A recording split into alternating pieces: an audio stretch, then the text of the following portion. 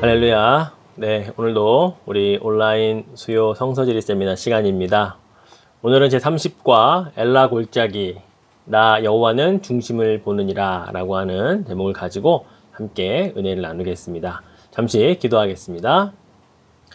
하나님 감사합니다. 오늘 또 우리에게 복된 하루를 허락하여 주시고 또 무더운 일기 가운데서도 건강함으로 지켜주시니 감사합니다. 이 시간은 또 주의 말씀을 우리가 함께 배우는 시간입니다.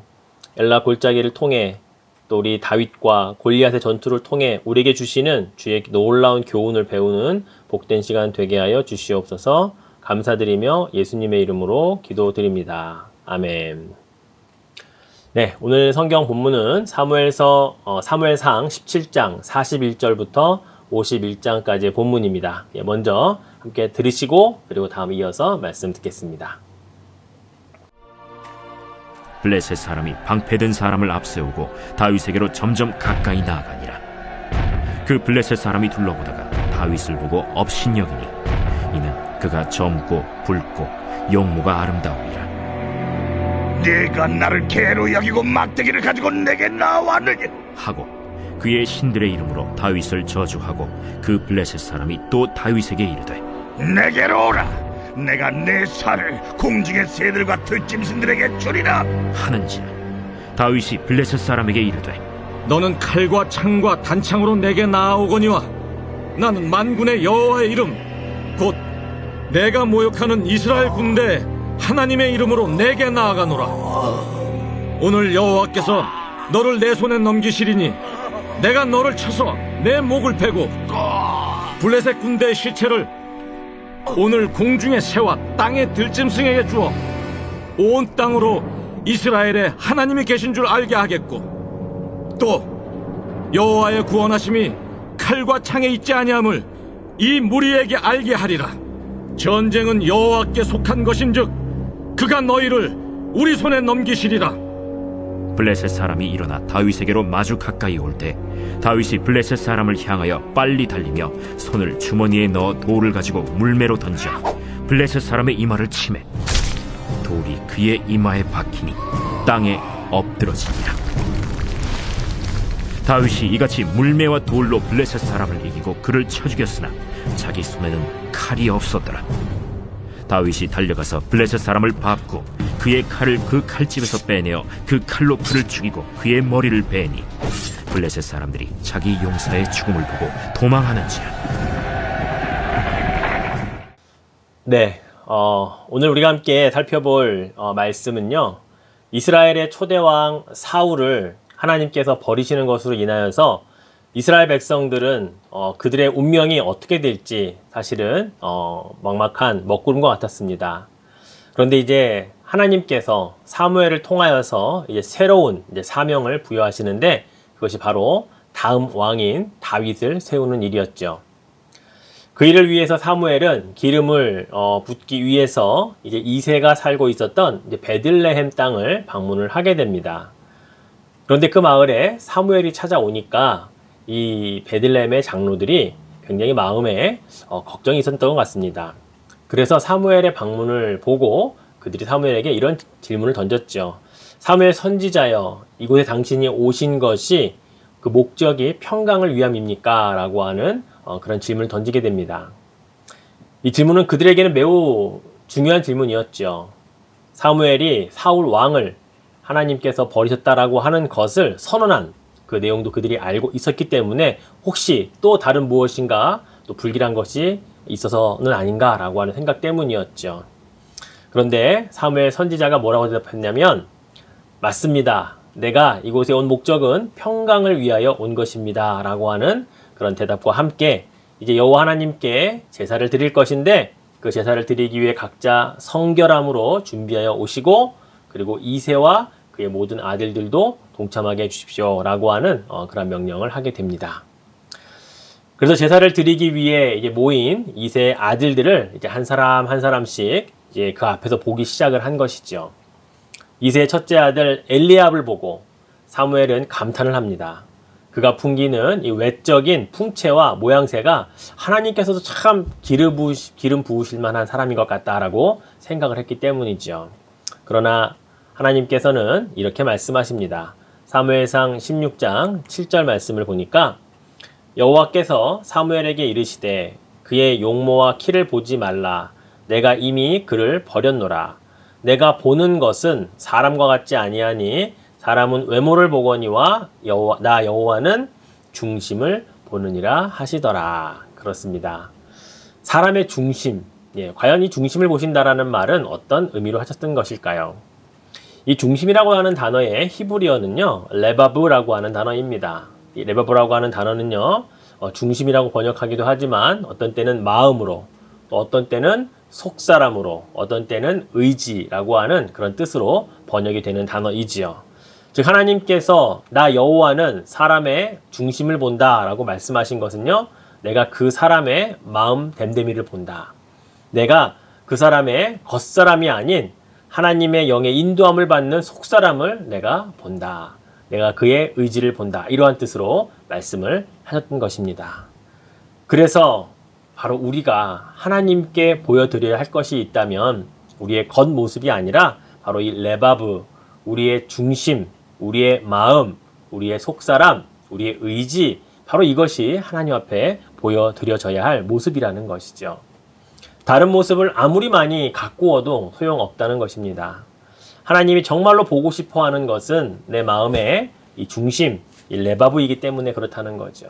나의 속사람이 과연 하나님을 향하여 있는가?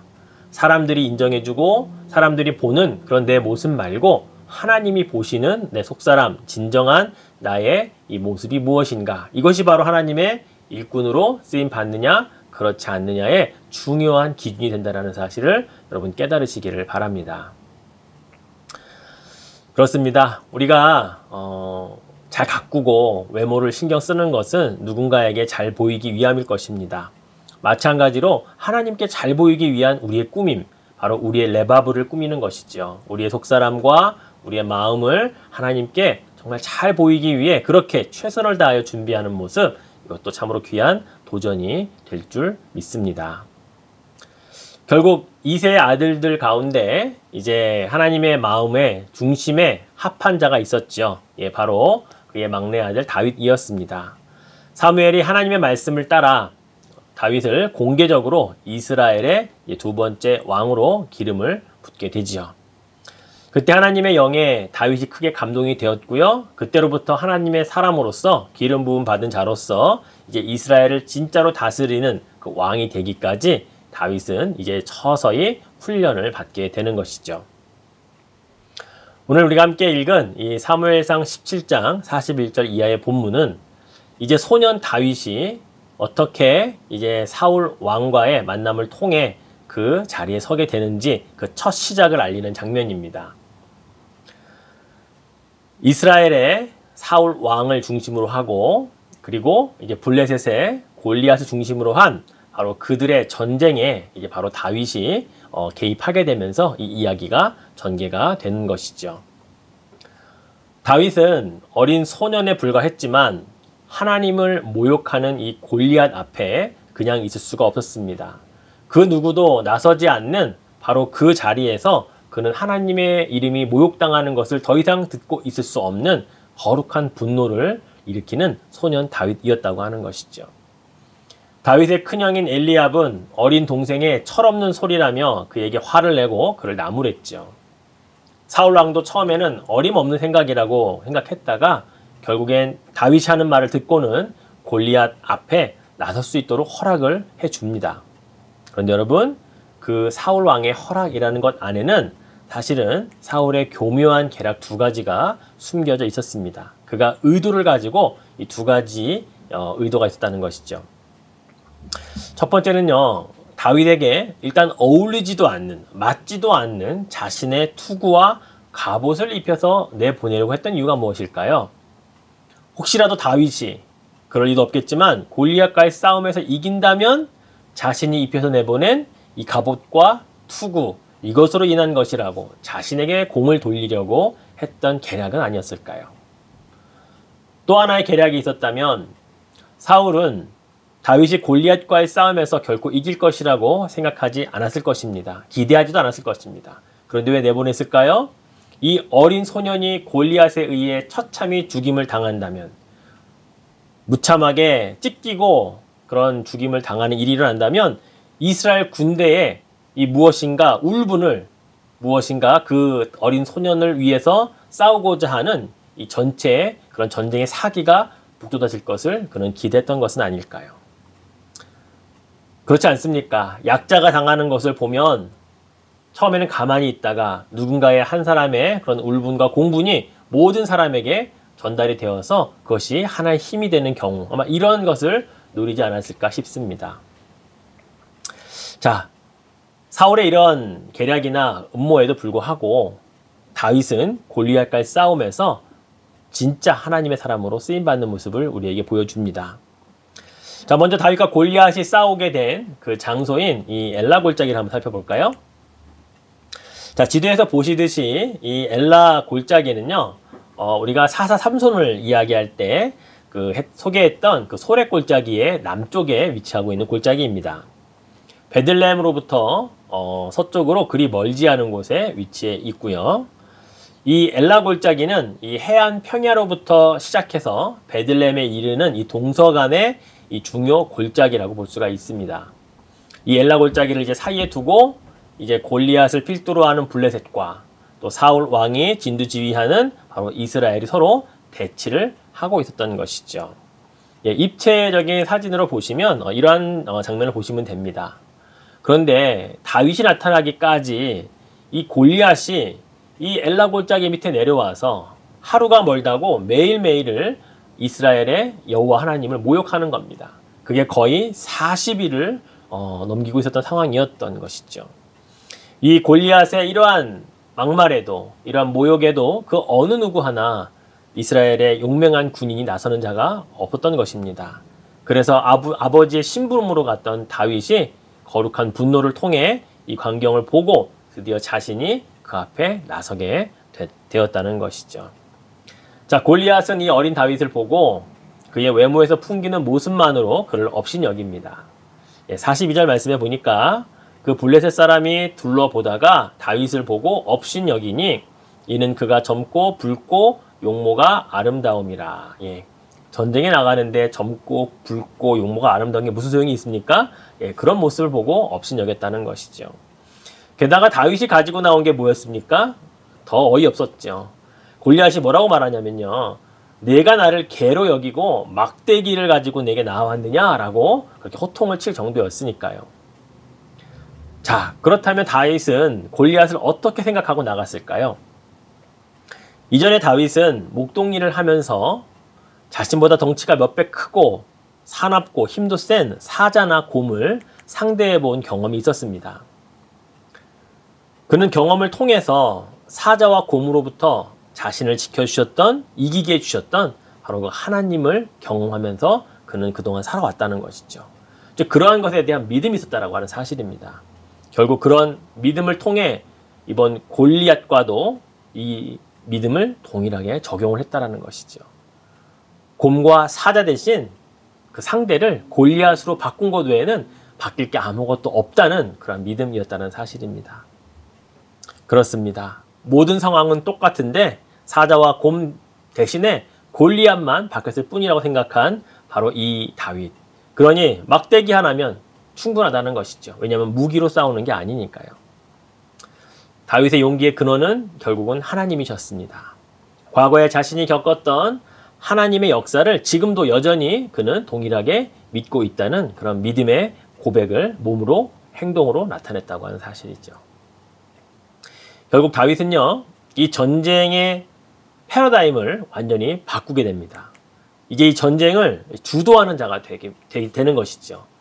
다시 말해서 골리앗이 그동안 준비해 놓은 창과 칼과 단창으로 하는 싸움이 아니라 싸울 무기를 이제는 자신이 믿는 신의 이름으로 바꾸는 전쟁의 방식, 이렇게 패러다임을 바꾸는 것입니다. 그리고 그 전쟁에 골리앗을 나오라고 오히려 큰 소리로 초청하고 있다는 사실이죠.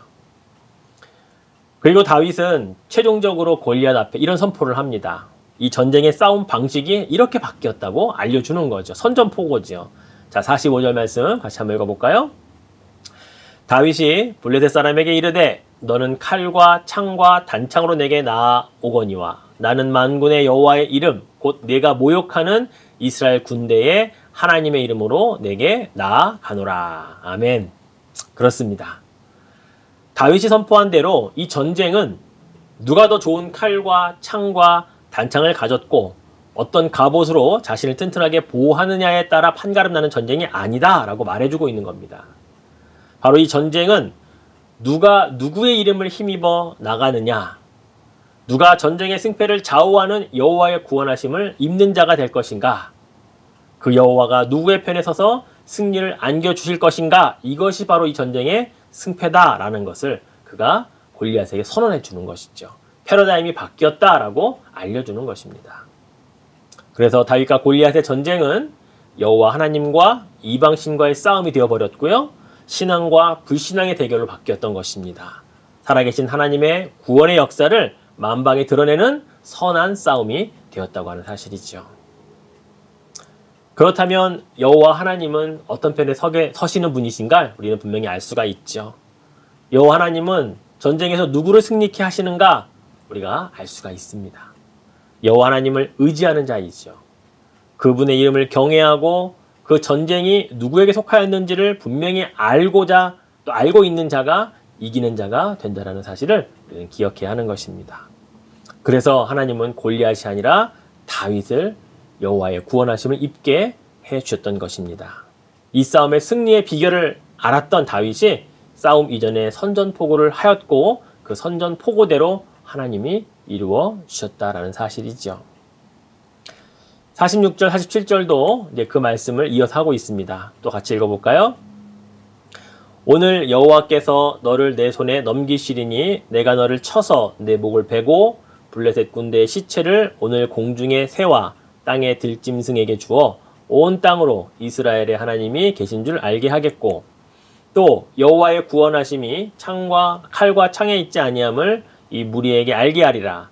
전쟁은 여호와께 속한 것인즉 그가 너희를 우리 손에 넘기시리라. 할렐루야. 사랑하는 성도 여러분, 우리가 이 땅에 살아갈 때에도 수없이 많은 전쟁들을 겪습니다. 물론 실질적인 창과 칼의 전쟁도 겪게 되지만 때로는 우리가 보이지 않는, 눈에 보이지 않는 그런 많은 전쟁들을 겪고 있습니다. 그럴 때 여러분, 우리가 승리할 수 있는 비결을 미리 알고 선포하는 것이 굉장히 중요합니다. 영적인 전쟁도 물론이거니와 물질적인 전쟁, 인간관계에 생겨나는 갈등과 어떤 신뢰에 대한 전쟁, 또 명예를 높이고 또 성공을 향해 달려가야 하는 그런 세상으로부터의 유혹과 여러 가지 어려움에 대한 전쟁을 우리는 사전에 선포하고 여호와의 구원하심이 내게 임하기를 간구하는 여호와의 백성이 되어야 한다는 사실입니다. 그러한 백성이 되기 위해 항상 모든 전쟁이 여호와께 속해 있음을 고백하십시오. 그 전쟁의 중심에서 하나님을 인정하고 그 뜻을 따르는 자가 곧 최후의 승리자가 될 것임을 우리가 믿는다고 하나님께 고백하고 선포합시다. 이것이 우리가 승리하는 비결이기 때문입니다. 사실 골리앗도요, 다윗보다 먼저 나름대로 선포를 했었습니다. 어떤 선포였을까요? 다윗, 내가 너를 죽여서 공중의 새들과 들짐승의 먹이로 주겠다라고 하는 선전포고였죠. 그러나 다윗의 선포와는 질적인 차이가 있었죠. 이 전쟁의 승패를 좌지우지할 그 권한이, 그 주권이 여호와 하나님께 있다는 사실을 그는 몰랐고 자신의 힘으로 이겨서 이러한 일들을 하겠다라고 하는 그런 선포에 불과했기 때문이라는 것이죠.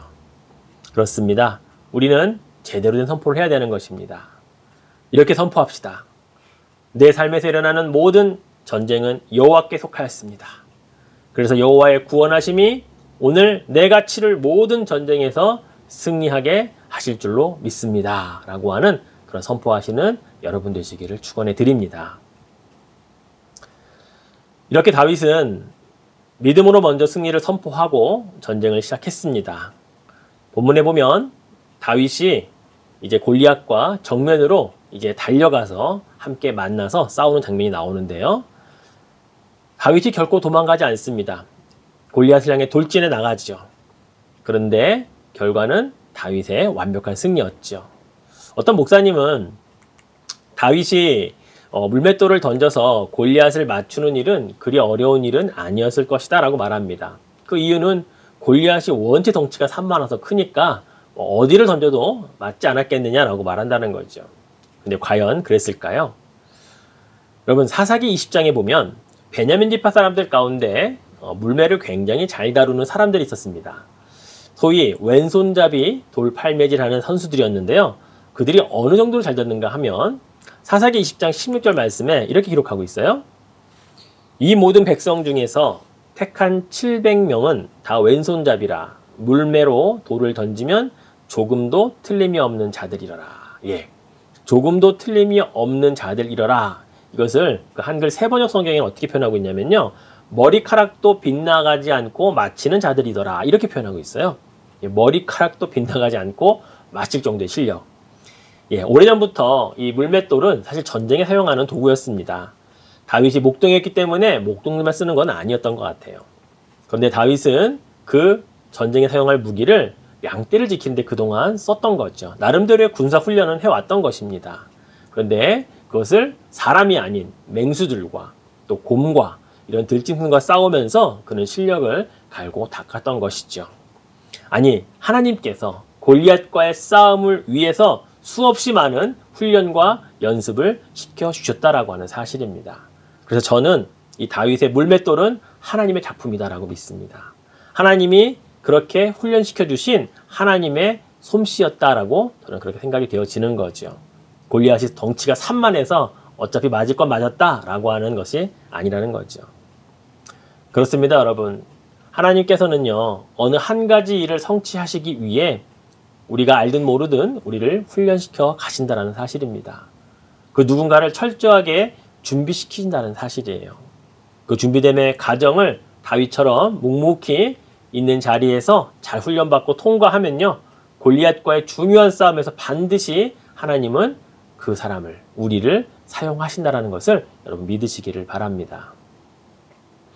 우리가 일상에서 경험하는 평범한 일들 가운데 때로는 하기 싫고 귀찮은 일도 있을 수 있습니다. 때로는 어렵고 왜 이걸 내가 해야 되지? 그렇게 의심이 드는 일들도 있을 수 있어요.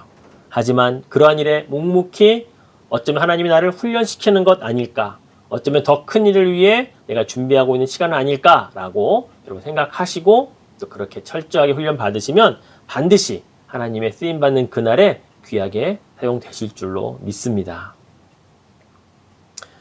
골리앗이 쓰러지자 블레셋 사람들은요, 공포와 두려움에 휩싸였습니다. 골리앗이 당연히 이길 것으로 예상했는데 어린 소년이 던진 돌에 한 방에 맞고 쓰러져 버렸다는 거죠. 거기다 어린 소년이 골리앗의 칼로 그를 찔러 죽이고 그의 목을 베는 장면을 지켜보면서 그들은 이제 어찌할 바를 몰라 도망가기 시작했습니다. 오늘 본문 마지막 51절에 보니까 다윗이 달려가서 블레셋 사람을 밟고 그의 칼집에서 빼내어 그 칼로 그를 죽이고 그의 머리를 베니 블레셋 사람들이 자기 용사의 죽음을 보고 도망하는지라. 네, 여러분. 하나님을 의지하지 않는 인생의 결말들을 우리는 보는 듯 합니다. 인생이라고 하는 것이 무엇을 믿고 사느냐에 의해서 한순간에 이렇게 와장창 무너질 수도 있다는 것을 우리로 보여주고 있다는 거예요. 시편 146편 3절과 4절 말씀에 보면요. 귀인들을 의지하지 말며 도울 힘이 없는 인생도 의지하지 말지니 그의 호흡이 끊어지면 흙으로 돌아가서 그날에 그의 생각이 소멸하리로다. 그렇습니다. 우리에게 동일하게 하시는 말씀이지요. 우리의 인생에서 사람을 의지하다가 낭패를 당할 수 있다라는 경고이기도 합니다. 블레셋이 골리앗 한 사람만 의지하다가 그가 쓰러지니 한순간에 와르르 무너져 버리고 도망할 수밖에 없는 바로 그러한 모습은 우리에게 분명한 교훈을 주고 있다는 것입니다. 실질적으로 블레셋은요, 이스라엘보다 군사적으로도 훈련이 잘 돼 있었고요, 무기도 한 단계 더 업그레이드된 철제 무기를 사용하던 민족이었거든요. 그런데 골리앗 한 사람만 의지하다가 그가 무너지니 자기들이 가지고 있는 전투력이나 무기와는 상관없이 도망가는 그러한 모습을 우리에게 보여주고 있다는 거죠. 그렇습니다. 힘이 없는 인생을 의지하는 우리들의 삶이 어떻게 그렇게 전락할 수 있는지를 분명히 보여준다는 사실입니다. 여러분, 우리는 하나님만 의지하는 백성 되어야 한다는 것이죠. 말씀을 맺겠습니다.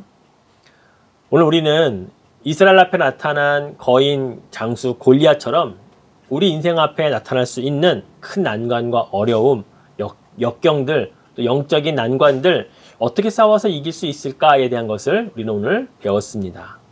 먼저는요, 하나님께서 관심 있게 보시는 마음의 중심을 잘 다스릴 줄 알아야 합니다. 아까 말씀드렸죠? 레바브, 나의 속사람 보시기를 원하시는 하나님께 내가 그 마음을 보여드리기 전에 잘 갈고 닦는 훈련들이 분명히 필요하다는 것입니다. 내 마음의 중심과 내 마음의 생각과 그 속사람이 하나님 편에 늘 서기를 바라고 어떠한 역경과 또 유혹 앞에서도 진리의 말씀을 따라 살려고 하는 그런 결단과 노력들이 계속해서 이루어질 때에 하나님은 분명 하나님의 사람으로 기름 부은 자처럼 우리를 사용하실 것이기 때문이지요. 결국 다윗이 보여주었던 것처럼 하나님께 매달리는 인생이 되어야 한다는 것입니다. 다윗처럼 오직 하나님의 영광을 드러내기 위해 살고자 결단하고 다짐하면 됩니다. 그러면 승리합니다. 그렇게 승리하게 해주시는 하나님을 믿고 오늘도 하루하루 하나님 안에서 하나님 앞에 결단한 마음의 중심을 보여드리면서 또 그렇게 훈련되어져 가시는 여러분의 삶이 되시기를 주님의 이름으로 축원해 드리겠습니다. 네, 처음부터 우리 슬라이드 한번 더 보시면서 잘 정리하시고 제가 마무리 기도하고 마치도록 하죠.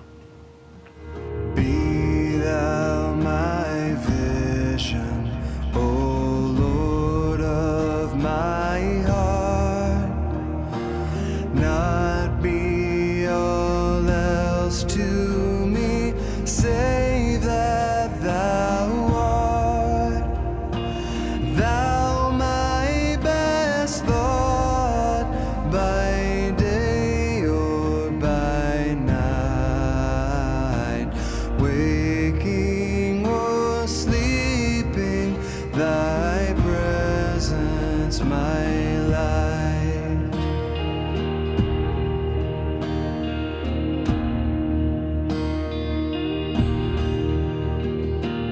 Be thou my wisdom, and thou my true word. I ever with thee, and thou with me, Lord. Thou my great Father, and I thy true Son. Thou in me dwelling, and I with thee one.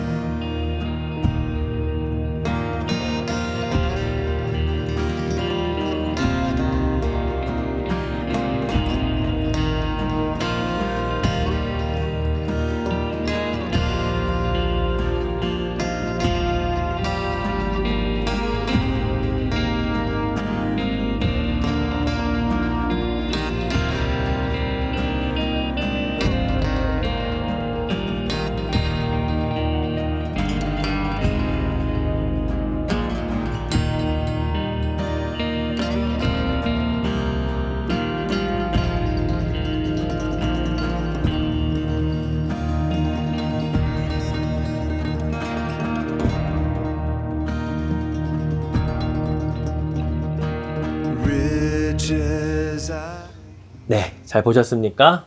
오늘 우리가 다윗과 골리앗의 이 엘라 골짜기에서의 싸움을 보면서 우리 인생에서 만나게 될 골리앗을 어떻게 이길 수 있는지, 또 어떻게 이기기 위해 준비해야 하는지 그러한 삶을 우리가 배우는 시간 되었으면 좋겠습니다. 기도하겠습니다. 하나님 감사합니다. 오늘 다윗을 쓰시기 위해 그 마음의 중심을 보기 원하셨던 하나님, 그리고 그 마음의 중심이 속사람이 하나님께 정말로 귀하게 훈련되어져서 쓰임받게 되었던 다윗, 우리도 그러한 결단과 또 하나님 앞에 그러한 속사람을 보여드릴 수 있는 그런 자가 되기를 소망합니다. 그래서 하나님과 함께 정말 늘 훈련받고 하나님이 원하시는 곳에 쓰임받기 위하여 우리는 그렇게 살아가기를 소망합니다. 그럴 때 하나님, 우리의 어떤 인생의 난관 앞에서도 우리가 좌절하는 게 아니고 사람을 의지하는 게 아니라 하나님만 의지하고 그 모든 전쟁의 승패가 오직 여호와께 있음을 우리가 기억하여서 우리의 인생에서도 승리하며 살아가는 복된 삶 되게 하여 주시옵소서. 다윗과 같은 삶, 또 그런 결단, 그리고 하나님만 의지하는 믿음 다 배우고 또 그것을 실제로 적용하며 살아가게 하여 주옵소서. 감사드리며 예수님의 이름으로 기도드립니다. 아멘. 감사합니다.